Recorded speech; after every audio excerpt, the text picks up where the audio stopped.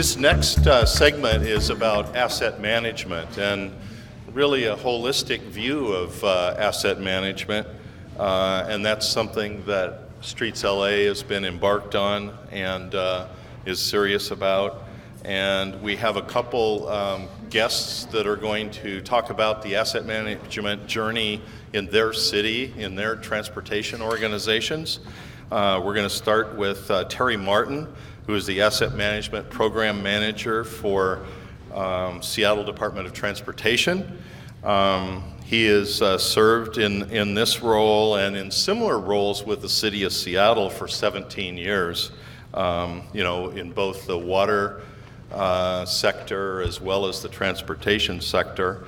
And, he's going to be talking to us about the asset management journey, a little more technical, but it's fascinating and important. So Terry, go ahead. All right, thanks, Scott. I'm going to probably go into the weeds a little bit on asset management here, but I think if you're not into asset management, there's also some other side stuff that I'll be talking about too that'll be pretty interesting. So just a little presentation overview here. I'm going to start with a background and introduction to Seattle and SDOT, and then also some key points that started our asset management journey, and then quickly talk about how important it was to centralize our program in the organization. Then I'm going to spend quite a bit of time talking about our successes, and then some challenges and lessons learned and next areas of focus for us. So first, a little background on Seattle. We have been the fastest growing city in the U.S. for the last decade. Does anybody know why, by the way? Any guesses? The weather, yes. Yes, people love it. A comedian. No, it's Amazon. Amazon is pretty much taking over our city like an amoebic force, pretty much. So that's been a huge thing for us. We're going through our third building boom in our history right now. Our first building boom was in the early 1900s. We were essentially the staging area for the Alaska Klondike Gold Rush. And then after World War II, Boeing came along, and we've essentially built all, if not most, Boeing airplanes starting in the 1950s until today. And now Amazon is pretty much taking over our world. So a quick overview of the Seattle Department of Transportation. We are a Tier 1 transit agency. We have about 1,000 employees, so we're not huge, but we have about a $700 million plus annual budget. Importantly, we recently passed a $1 billion transportation levy, which was the largest levy in the history of the city. That's been great. That's helped us stem the flow of quite a bit of transportation-related problems that we have. We are also going through a complete waterfront overhaul right now. I wanted to show this picture of our waterfront here. We're just breaking ground on it right now.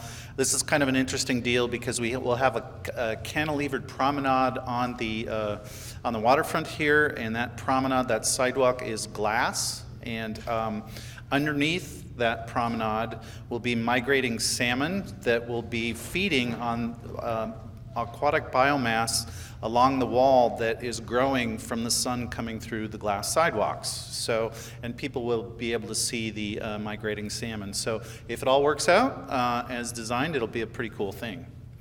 And we also have about $23 billion in assets, and we have about 500,000 of them.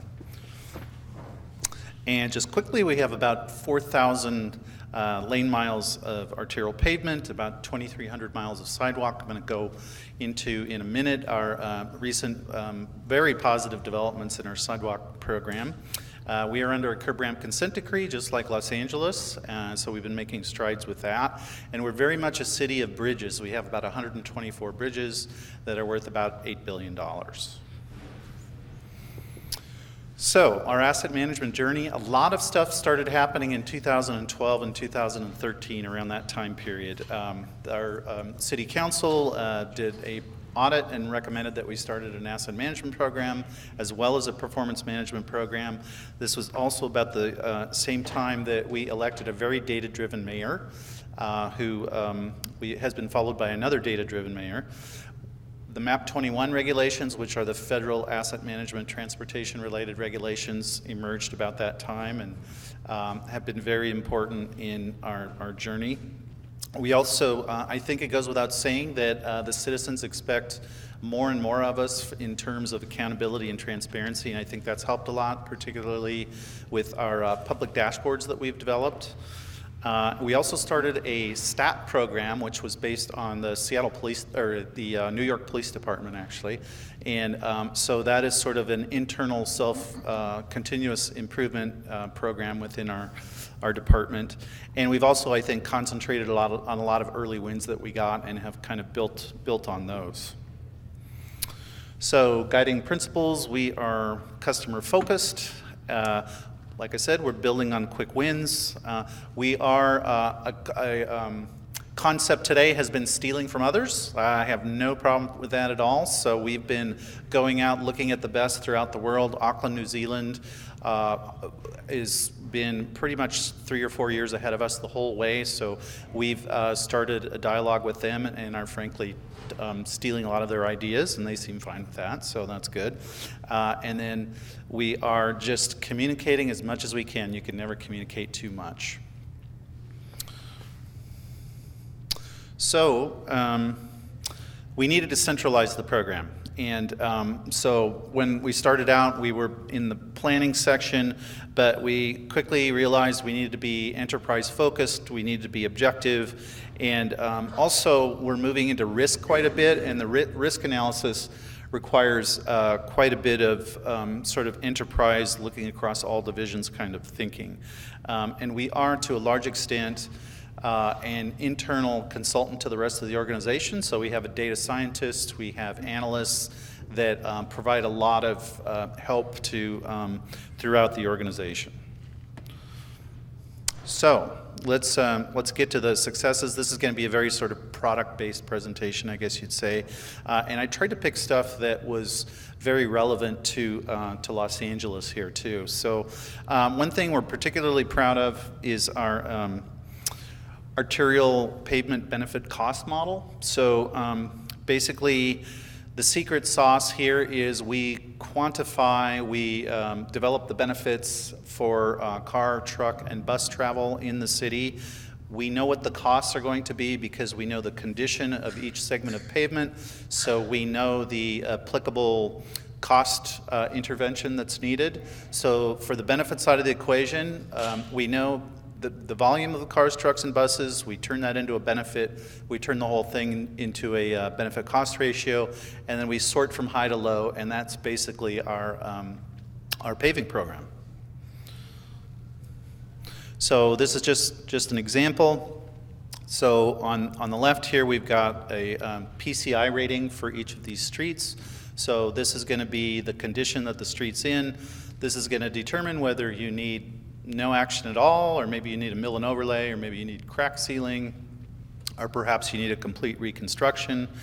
And then as you move from left to right on the table, you've got cars, trucks, and buses, and those are then turned into a quantifiable benefit. And then on the very right-hand side there, you've got a benefit cost ratio.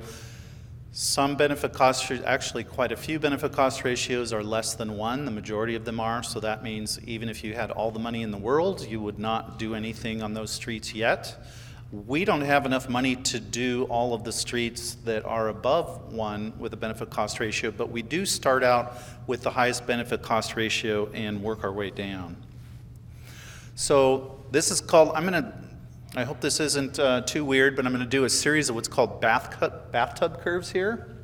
So the y-axis is just conceptually the cost of a pavement improvement. The x-axis is the condition that the pavement's in. 0 on the left means that it's basically in failed condition. 100 on the right, which correlates with a 100 PCI, means that it's in excellent condition. This is a low volume street, keep that in mind.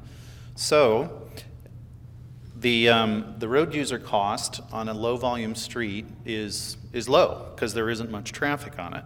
Okay, so you have the pavement cost, which is essentially going to be the same cost for every street regardless of what the street is. This is just the cost to keep the pavement at what it is. So the pavement cost is the green line. When you add the two together, that is your total cost of pavement, total road cost to both the road user and the pavement. And as a good asset manager, you always want to manage to the lowest point on this curve because you're optimizing your management if you're managing to the lowest point on the curve. So this is a low volume street. So this arrow is basically saying you can manage this street down to, you probably don't want to do too much to this until this street gets in a pretty bad condition. Now let's move up to a medium volume street. We've got basically higher road user costs. The costs are going up. This is because there's more trucks and buses on this street. And now your pavement costs are the same. And you combine the two, you just simply add the two together. And now you are, as you can see, managing to, this arrow is moving farther and farther to the right. And what that means is, as these costs go up, you want to intervene and fix that pavement before it gets in a less bad condition, if that makes sense. And then lastly, here is a high volume street. You can see the road user costs are much, much higher as the pavement gets worse, and the pavement costs are about the same. Again, you combine the two, that bathtub curve, the bottom of that curve is moving farther and farther to the right, and that means that for this particular high volume road, you're going to start intervening and doing something when that PCI is only getting to 60 or maybe even higher. And again, this is just a conceptual way of looking at this.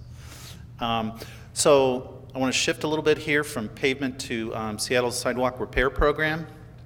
And I'd say looking back on this 2 years ago, 2.5 years ago, we pretty much had what I would call a head in the sand approach to our sidewalk repair program. We knew our sidewalks were in really bad shape, but we kind of didn't want to know at a granular level because we felt like if we found out, we would be sued quite a bit. And I think this is very common. A lot of agencies feel this way. We had a really small sidewalk repair budget, only about $1.7 million per year, and this is for, keep in mind, a $5 billion asset. So 3,000 year return cycle for sidewalk repair, not real great. And we also had this looming curb ramp consent decree that was happening. It was just starting up right about that time. I think Los Angeles has started a little bit earlier. But we had the curb ramp consent decree to deal with. We knew that that might expand to sidewalks, so we wanted to kind of head that off at the pass if we could. Very reactive approach in general. Basically, the sidewalk repair crews would go to different parts of town and do one-off sidewalk shims. So they'd maybe do a dozen a day, if that. So very inefficient. And then sidewalk trips and slips are the single biggest litigation event for us. So millions of dollars a year for sidewalk trips and slips. So we wanted to kind of try and deal with that a little bit. So what did we do? We got some money from our city council and we hired 14 interns and trained them up. We put them in habanero orange backpacks and vests and sent them out onto the streets of Seattle with iPads. And they came in under budget and ahead of schedule. And we also had ways that we were cross-referencing for whether they were making mistakes or not. And what did they find? They found 90,000 uplifts and about 20,000 obstructions. So quite a bit. And also, I should add a very high correlation, as you would expect, between trees and uplifts. So, and also, you can tell kind of from the color coding of the map, quite a bit of difference from neighborhood to neighborhood as far as what the condition of the sidewalks were in. So there's kind of an equity issue going on here too. So what this did was it created a sense of urgency to fix the sidewalks. So lo and behold, our $1.7 million a year sidewalk repair budget is now $7 million this year. Our shimming, which I think is called ramping here, I'm not sure. Our productivity has now increased about 800% because we've gone from a reactive program to a largely proactive program. They are going throughout the city. So social equity which is something that we try and follow as best we can, is a minimal issue. And we are on schedule to have all of those uplifts shimmed in the next 4.5 years. So it's been a real success story. And then I'm going to talk a little bit here about our Complete Streets program, because I think there's quite a bit of interest with this in Los Angeles, and we've been a cutting-edge city as far as this goes. So this is a law that passed for us. It's an ordinance that was passed in 2007, and essentially the way it works is any project that starts down the conveyor belt needs to go through what's called a Complete Streets checklist. And here is the checklist. You can't see that very well, but essentially what's called a project developer is assigned to a project. And the sort of most common way that this plays out is a paving project will start out, and it will start out as just a simple paving project, right? And then it starts traveling through, and there's an organized effort to make sure that that it is checked in with, is this particular project, is it on anything on the pedestrian master plan? Is it in the transit master plan, freight master plan, bike master plan? Basically any plans that are out there, how about even any neighborhood plans? And also, what are the intelligent transportation system needs for it? And so it ends up winding its way through that process. And then it also passes through our urban design group to make sure that there are any placemaking opportunities for it that aren't being missed, and also ways that we can enhance the vegetation and the street trees and things like that. And also we're very, our default way of doing stormwater infrastructure now is green stormwater infrastructure. So there's that, and even adding public art. So I'm going to run through a quick example of something like this.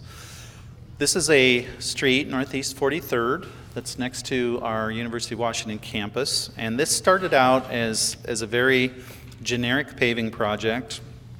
You can see that, well, it has deteriorating pavement. You can see that there's two-way car traffic there. Very narrow sidewalks, and there's a lot of pedestrian traffic on this particular street. Conventional gray stormwater infrastructure.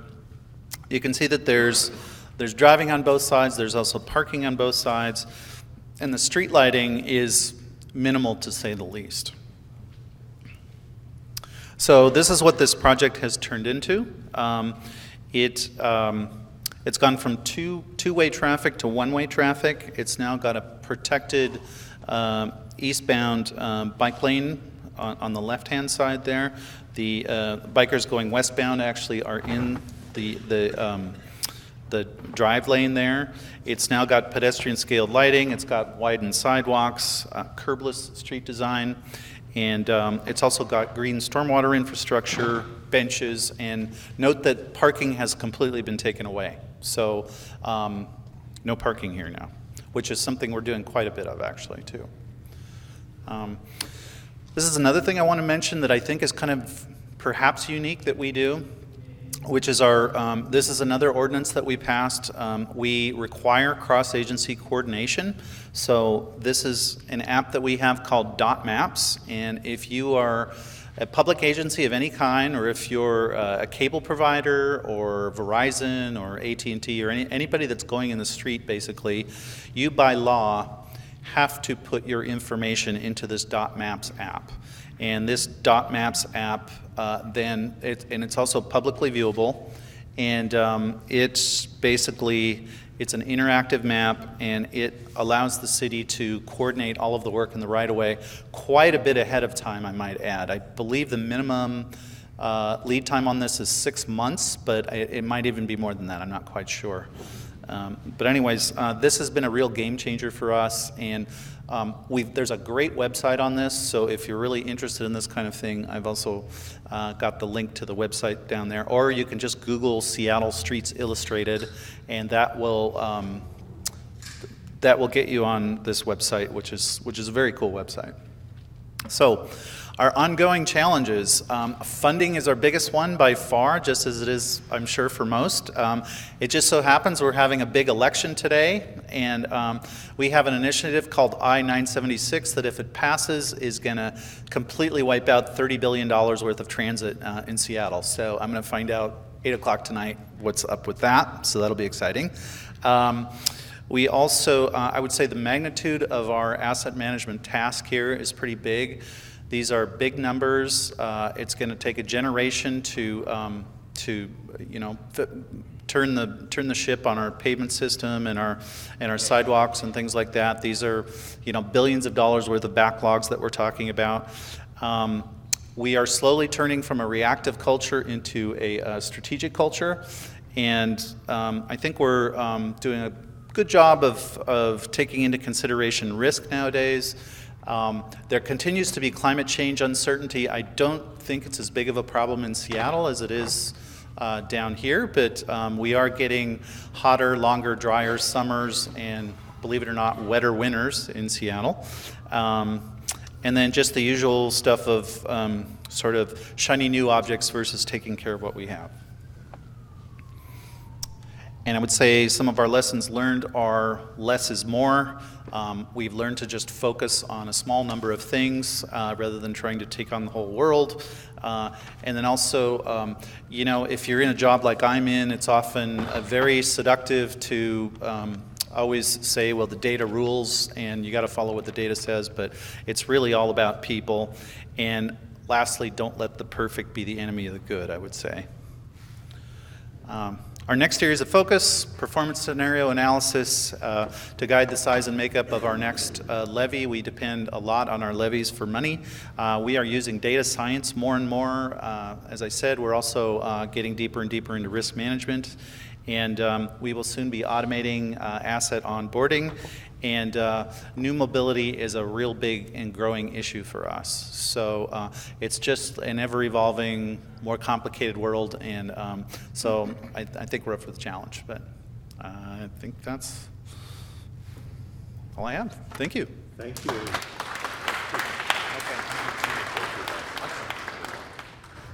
I think what we're going to do is have our next speaker, and then we're going to, because they have similar kinds of presentations, and then you're going to be able to ask questions of either one of them. Does that sound okay? One thing that I've learned when we were figuring out who would be good to have on a blue ribbon panel, we came on Portland and Seattle, and we didn't realize what a close collaborative relationship they have and how much they've already started learning together and all that. And so I think that's in the spirit of what we're trying to do here. Our next speaker is Emily Tritch from the City of Portland Bureau of Transportation. She's the Asset Management Program Manager for the City of Portland. She oversees capital investments and maintenance, financial stewardship, risk mitigation of the Bureau's $13 billion infrastructure portfolio. So Portland's smaller than Los Angeles, but they have a lot going there and a lot to learn from. Emily?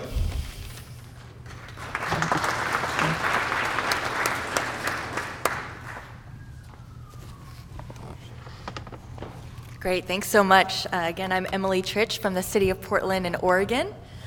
We like to think of ourselves as Seattle's little funkier sister, so we're excited to be on the panel with such esteemed peers from around the nation and around the world.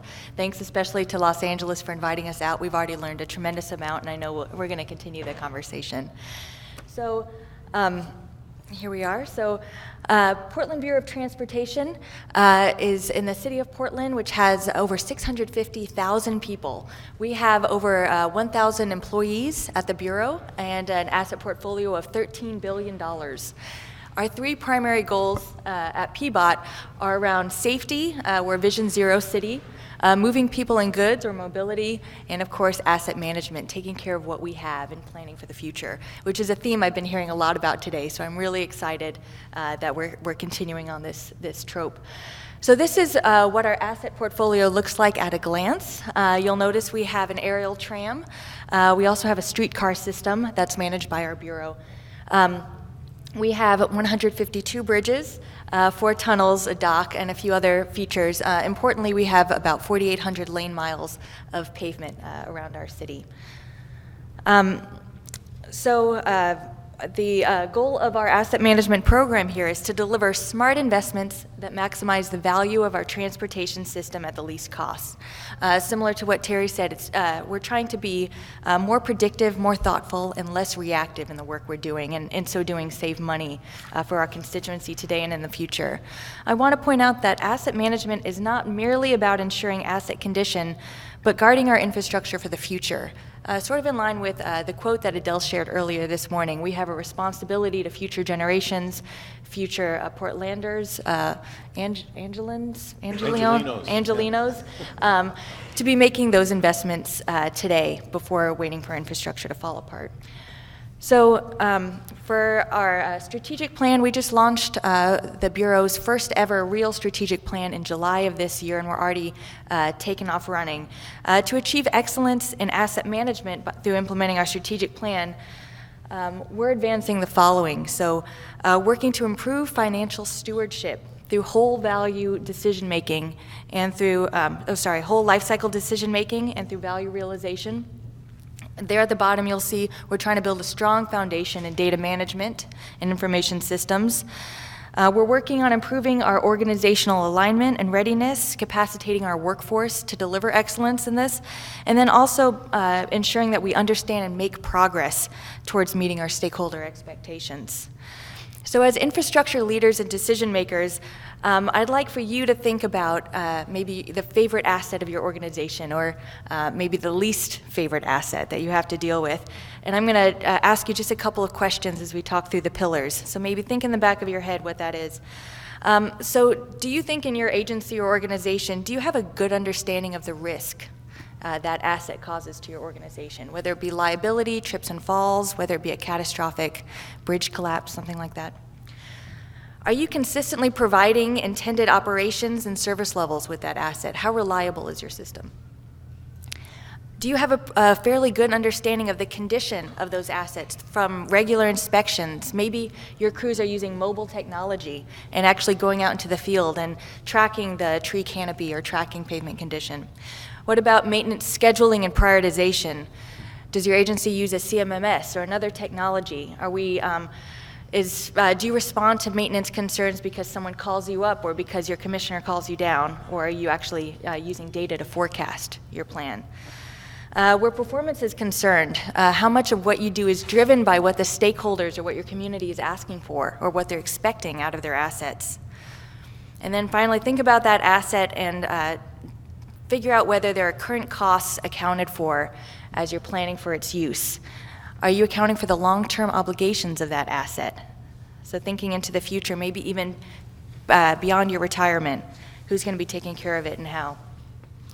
So with that in mind, I want to show you where Portland thinks we are, just in terms of our asset maturity. We've asked ourselves these same questions. We have a ways to go. So one of the things that I think we've all learned out of this experience, this summit, is that we're all learning. We're all trying to improve this practice, right? No one's really got it figured out, except maybe Terry here, but the rest of us are still trying to figure out our asset management programs and trying to do a better job in all of these areas, particularly in data and in the financial mechanisms that allow us to do this important work. So even with that, we're faced with additional challenges in the city of Portland. I think these are probably going to be common across the board. So we have a challenge in Portland of communicating the value and return on investment of our infrastructure and to make the case to take care of what we own. There's always a challenge of the next new shiny thing, the next autonomous vehicle or the scooter or the emergency that council has called you in for. There's also the challenge of political imperatives. In Portland, we had a mayor issue us the charge, I need you to pave 100 lane miles per year, every year. We have 4,800 lane miles. That means 48 years to touch every segment of street. That's not going to work. That's not going to work for the constituency of Portland, who expect to see a regular life cycle return on routine maintenance. And then finally, making the case to grow the asset management practice. I mean, maintenance isn't sexy. When you have your politicians stand next to something, it's usually a new bridge and not the bridge that you just fixed the joints of or repainted, right? So how are you going to make the case that we should spend our limited discretionary fund, our limited transportation revenue for something as simple as keeping something that looks good, right? Keeping something that's working to keep working. And I'd also encourage you to think about the change management investment that you're going to have to make in your agencies. It's a culture change. We've definitely experienced this in Portland, that trying to get people to do something different, maybe something data-driven, something more transparent and accountable, might be different from how we've done the practice in the past. Full transparency, I'm laying it all out. This is Portland's current maintenance liability, some of which is funded. This is a liability for maintenance per year over 10 years. So for transportation, we have about a $3.8 billion liability, right? So there's a giant hole there that we have to contend with. Another challenge is trying to communicate to politicians that this is something accessible. How do you turn $3.8 billion? I mean, if you're a little guy like Portland, maybe not Los Angeles, that's a huge sum of money. So how do you make the case that we can get at this? And so we have a number of techniques and approaches for that. But it does raise the question of how much money should we be setting aside to dig ourselves out of this hole versus invest in the future, right? So we have streets that are failing tomorrow that we could be putting money in. Is that the best investment, or is it trying to buy down our debt, right? Do we pay off our credit card, or do we try to prevent our kid from going on another shopping spree or whatever else to incur more debt? We have a tremendous number of successes in Portland. This is things that we're really excited about. We have a new focus on equity and climate in our asset management work, as well as in the rest of the transportation goal areas. For every transportation investment going forward, we ask ourselves two key questions. Will this work advance equity and address structural racism? And will it reduce carbon emissions, right? So we have received the expectation from our constituency that this is what they want to see out of their government. And so in everything that we do, we want to be sure we're delivering on those goals and outcomes. We recently made an investment selection based on those very questions. Like Seattle, like Los Angeles, we also have an ADA corner ramp consent decree. And so we're making progress in addressing our ADA obligation. We have 12 years to address over 11,000 curb ramps, delivering 1,500 ramps per year. We've had success in communicating this as a city-wide imperative. This is a city issue, it's not a transportation issue, right? We've also been making progress in using mobile data collection tools to evaluate the condition of our corners and find where the deficiencies are, because only then can we figure out what our financial obligation is into the future. And finally, I've heard this echoed in a number of ways, coordination. We're working a lot with our regional partners in order to deliver a resilience strategy, a comprehensive resilience approach with other sectors and geographies.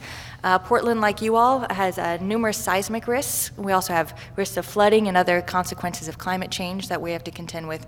So we're looking at some of the asset interdependencies, right, between all of our different fields. So if you have a water main break under your highway, transportation's out of luck. There's not much you can do about that. And similarly, water treatment plants can't get fixed after a seismic event if your trucks can't get to the facility. So we're trying to leverage on some of those learnings. And we also have a regional asset management practice where we're trying to take our partners from other cities, other counties in the region, and share best practices and learning about what it is we're doing, what hasn't worked, and recommend some big moves in infrastructure. And I think there's a lot of power in coming together, maybe as the cities of Los Angeles, Burbank, Santa Ana, maybe coming with an approach of some recommendations for Southern California to move on. And then, just quickly, a few things that we're working on in Portland. We're building our first ever strategic asset management plan. Like Seattle, we're also working on utility coordination to try to minimize the people and the number and frequency of cuts into our pavement. We have a really inconsistent enforcement of our pavement moratorium. I'd be really interested to hear what you all are doing in terms of pavement moratorium. We're also working to deliver our first equity-informed paving plan. This is kind of new territory. We're learning a lot from California here. And then I'll also just point out that In the spirit of coordination and collaboration, we're working with our partners in the other utilities to deliver a citywide asset management policy. This is where we try to learn from the really strong practices of water groups and others that are highly regulated or that have a lot of investment, have a lot of technologies, and we're trying to advance the practice across the organization. Okay, last slide here, just a couple quick lessons learned. We are better together. We can get more work done in coordination. An example of that is we've worked closely with utilities to deliver more curb ramps and more curb-to-curb pavement improvements. Transportation, PBOT will deliver the ramps. If Water Bureau that just dug a trench will pave back curb to curb. That's a good deal. Everyone comes out ahead. We also work with a number of utilities to install fiber whenever we turn pavement. There's a lot of leverage and opportunity there for cost sharing, traffic control, things like that. Sharing data, I think not enough can be said about that. We're all on the same team here as public agencies. Within the City of Portland, we work with our utilities to share our risk scores and see if there's opportunities to collaborate here in this gridded map to invest in maybe one geography and really leave a community much better. But even across the country, City of Portland has an open data policy. We'd be happy to share our data with you. There are no secrets. And finally, thinking about a resilient and sustainable future. I think that's an imperative for us all. And just in the realm of asset management, you know, there's a lot that we all need to do. We're in a similar boat here. All of us, you know, our infrastructure is failing. No one's going to bail us out, and our residents deserve a lot. So I would encourage you all, when you go back to your home cities or your home agencies, to find your asset manager or favorite data person and make good friends with them, take them to coffee, and figure out what you can do to make thoughtful investments that'll last a long time, because I think you'll be doing your constituents well. Thank you very much.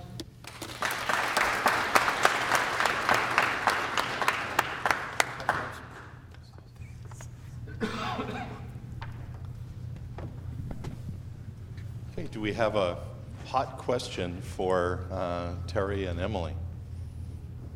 Yes, and could you know, it has to do with the Thank you.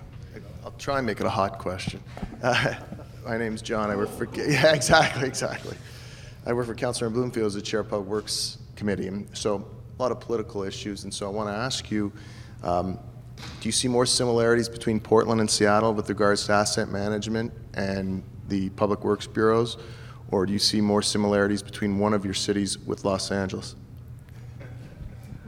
That's a loaded question. Do you want to go? Well, can I say both? Is that a good political answer? I'll say that Terry and I have a lot in common just with in terms of weather impacts. We have similar freeze-thaw cycles. Our roads are in similar condition. The rain impact, things like that. And our Cascadia subduction zone earthquake, not to knock your earthquakes down here, but we have 5 minutes of shaking coming to us, that we have a massive seismic event we're preparing for. And so we have a lot of similarities there. That being said, I think there's a lot to be said for what Los Angeles is currently doing and aspiring to do.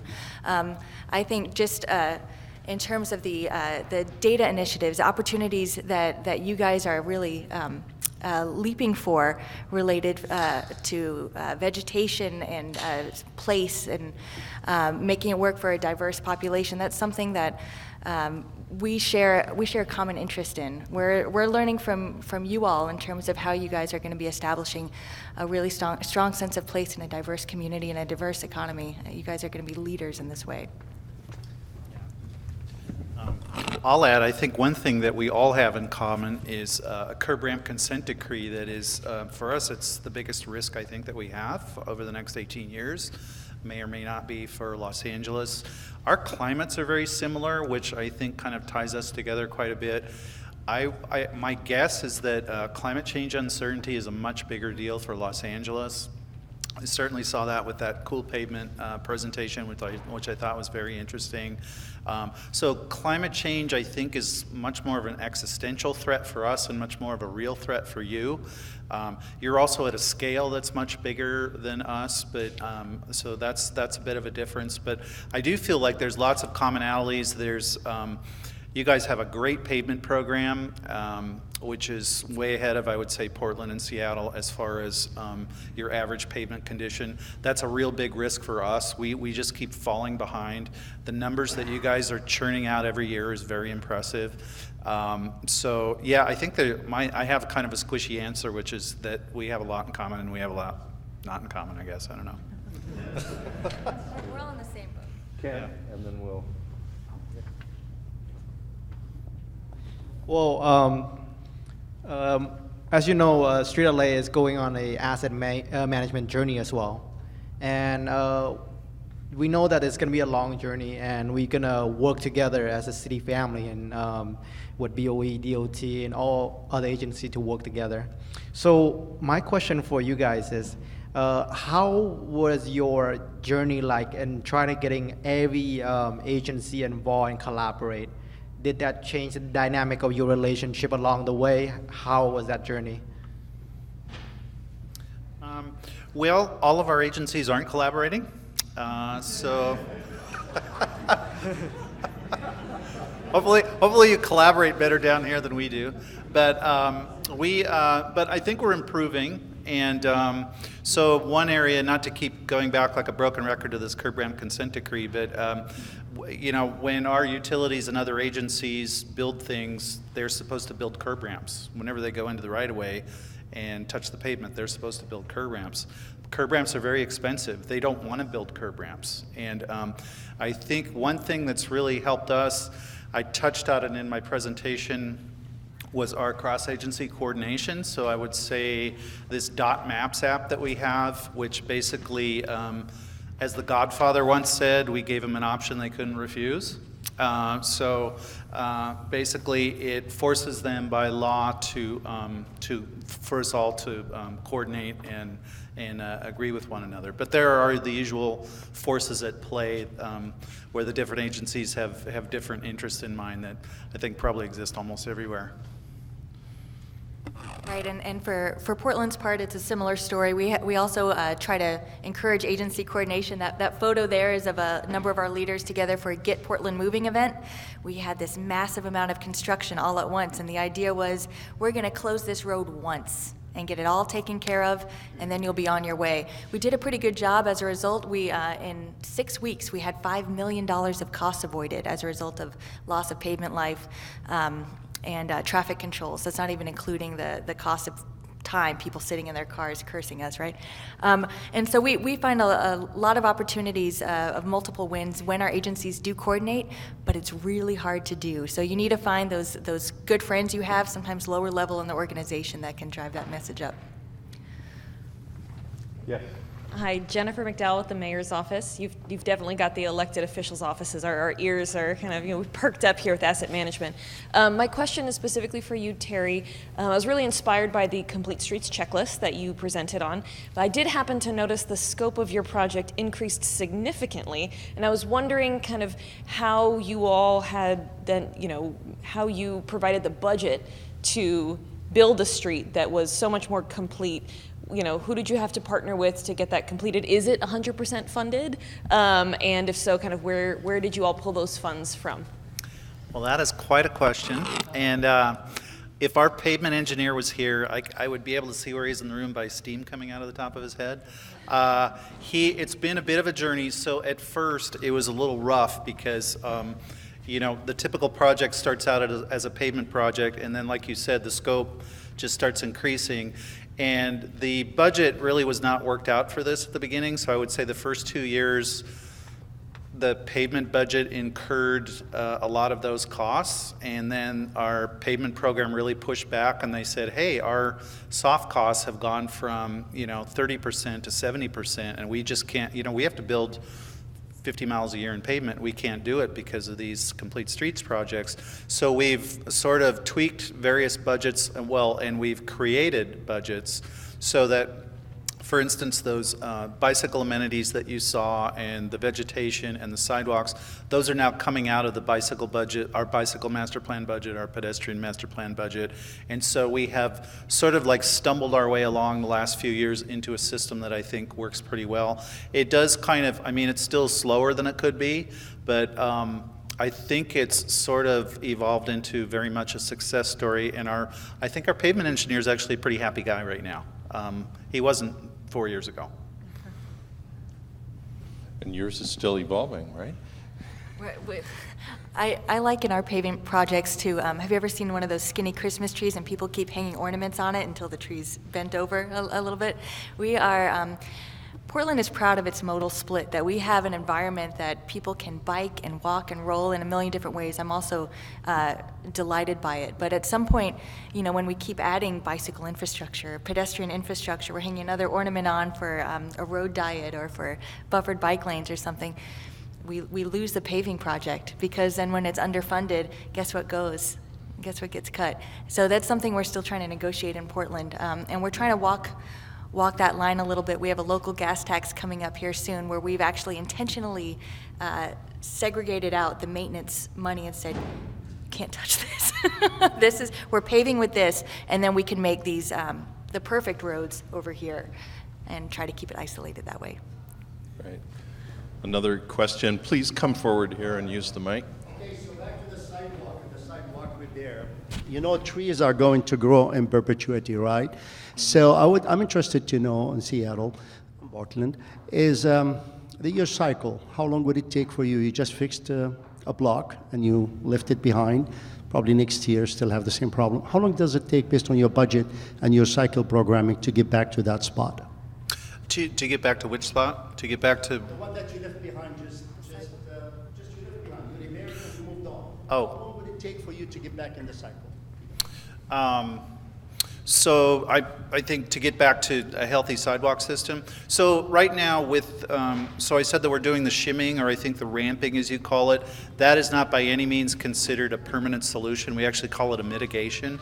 So in the next 4 to 5 years, we are going to have all of those uplifts mitigated. That doesn't mean that they're repaired, but repairs are very expensive. And right now it's costing us about $600,000 a block to build new sidewalks, and the repairs are very expensive. So we're for a $5 billion asset, which is what it is for us, even a $7 million a year budget is kind of peanuts, honestly. So we are right now, this probably isn't going to be a super satisfying answer for you, but we are mitigating, we're shimming all of those uplifts to sort of fix things temporarily, and then hopefully increase our sidewalk repair budget over time, particularly since we're asking our residents to walk more. We want them to walk more. We want them to take transit more and use the sidewalks more. So I can't tell you what our sidewalk repair budget's going to be 5 years from now, but things are trending really well. But I'm not sure if that answers your question. Yeah, it's $7 million a year right now, but for a $5 billion asset, that's still not great. This is exciting that asset management is such a hot topic. Good afternoon. Keeney Knudsen with City of Phoenix. I had a quick question about the cost-benefit and net ratio you guys use for pavement maintenance. We primarily use PCI data for all of our streets, and then we geographically disperse our paving projects based on council districts, and just to make sure we're fair that way. So what percentage of the PCI out of your cost-benefit versus the road cost or the vehicle cost piece? What percentage is how does the condition split, figure into so it? PCI is 50% and the amount of traffic is 50%. Well, that's kind of hard to say because it's actually part of an equation, right? So the condition, where the pavement is on condition, is going to determine whether it's great and it doesn't need anything, or let's say it needs a mill and overlay, which for us is about $1 million a lane mile, or a total road reconstruction, which for us is about $4 million a lane mile. So that condition is then used as part of a formula in the model, which we know how many cars, trucks, and buses are on each street. That is translated into a benefit. So one way I like to explain it is, so a lot of pavement software will shoot you to the cheapest solution all the time. So it'll just say mill and overlay everything. That's not what we do. We actually do quite a few reconstruction projects because reconstruction for us is about 5 times as expensive, but if you have more than 5 times as many cars, trucks, and buses on a road, that benefit cost ratio is going to be higher. So on a really busy road, that needs reconstruction, that our model will tell us to do that road rather than just do a mill and overlay on a road that doesn't have much traffic on it. So that I think was probably the big difference between our model and maybe what other models might say, because we actually choose reconstruction based on the criticality of the road. And I will say that our model is strictly something that our pavement engineer, who spends months and months and months developing tediously in a room by himself his pavement plan, he comes up with that and then compares it to our model. And so far, the two have almost been the same. So, and that's made him, feel great. So. Let's thank Terry and Emily for a great job.